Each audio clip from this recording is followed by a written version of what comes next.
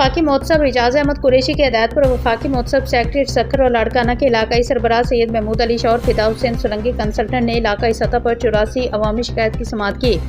کل کیسز میں سے 39 شکایت سیپکو سے متعلق تھی، جن میں سیپکو لاڑکانہ اور لاڑکانہ ڈویژنز کے action city Asghar Ali Shaikh, Sohail Ahmed Khawar, revenue officer city SEPCO موجود تھے اور کارروائی میں حصہ لیا۔